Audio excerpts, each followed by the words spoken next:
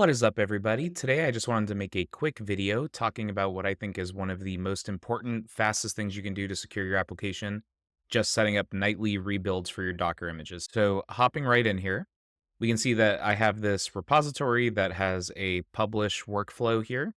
And all it does is whenever there's a release that's published, it checks out the repo and then builds and pushes each of these subsequent Docker images to Docker Hub for me.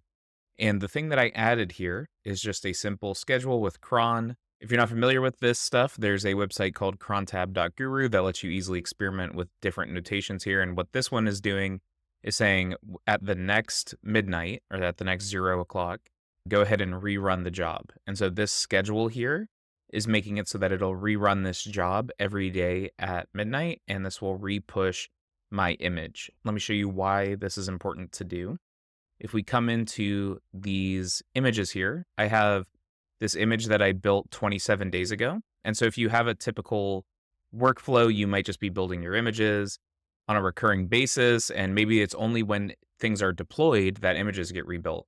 So here you can see there's 217 vulnerabilities. And if I go to fixable, you can see there's these core Linux ones that have patches available to them, but that this image has more vulnerabilities on it. We've talked about some of the challenges with this and how there's so many false positives. It's a waste of time a lot of the time. But beyond that, if you just look at this, which is what I created an hour ago, first of all, you'll see that there's like 50 less vulnerabilities. And if I go to fixable, all of those Ubuntu ones basically drop off, except for these, which I'm manually installing as part of the image. So this is just a quick and easy way to always give your developers an up-to-date image that handles most of the basic Ubuntu vulnerabilities for you. And the reason I want to highlight this, it can be confusing because if you look at this Docker file, you can see I'm pulling from Ubuntu 20.04.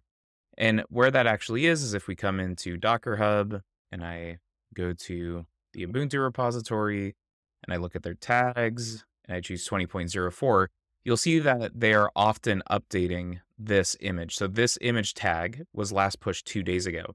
And people will often think, oh, don't I need to minor version this? And there's some images that do that. So like they might make it so that every time I publish a new image here, I could have added a new version number to indicate that some change has happened. But most of the time, your base image is pulling from something like this that regularly receives updates from upstream, especially for long-term support versions. And so this is just a very quick and easy way. If you just rebuild this image, it's going to handle all of those built-in vulnerabilities for you. And same if your first step here is an apt-get update, and then you are installing these here. And so these packages will also be the most up-to-date version of the packages. So again, this is just a quick way to just nightly rebuild this image and handle a lot of vulnerabilities for your developers. Let's talk really quickly too about some of the challenges of this architecture as you have a bigger company. So typically when you're building images at a company, you'll have the base image, which is something like I showed you, like your internal Ubuntu one. And then a developer might grab that image and create their developer version of it. So this might be like Ubuntu 20.04. And this is very low risk to rebuild every night, right? Because this is a long-term support version. Ubuntu is not regularly pushing packages that break. This is a very safe one to rebuild every night.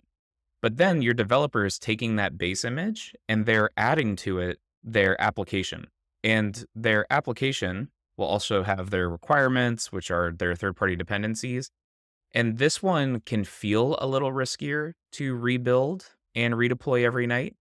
But notice, as long as you're not bumping a lot of these third-party dependencies, because these don't have as stringent support or requirements around them the way that the base images tend to, this is a little riskier to rebuild. If your requirements.txt looks something like has these in it, as an example, and JavaScript has its own versions of this with semantic versioning, where if there's a 2.19.5 available, for example, it'll go ahead and use that.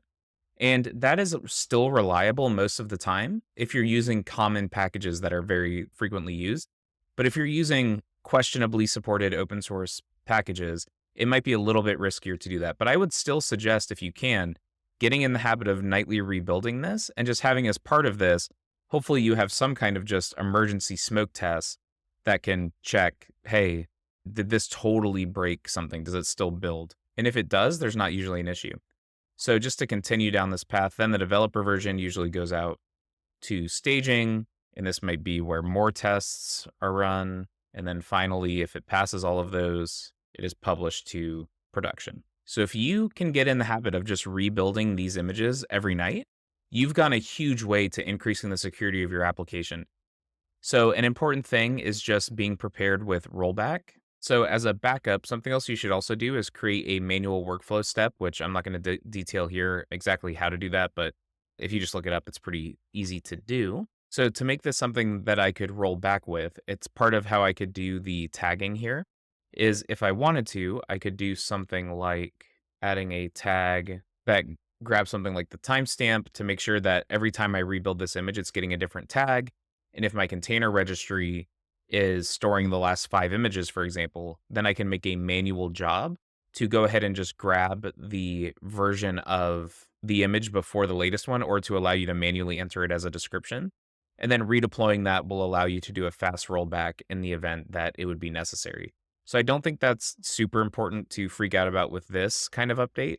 But when you get to the developer versioning type stuff, that's where it can become a little more important to have a quick and easy way for people to roll back their deployments. So, in sum, I think that this nightly rebuild strategy is just the easiest sort of thing you can do to drastically cut down your vulnerabilities.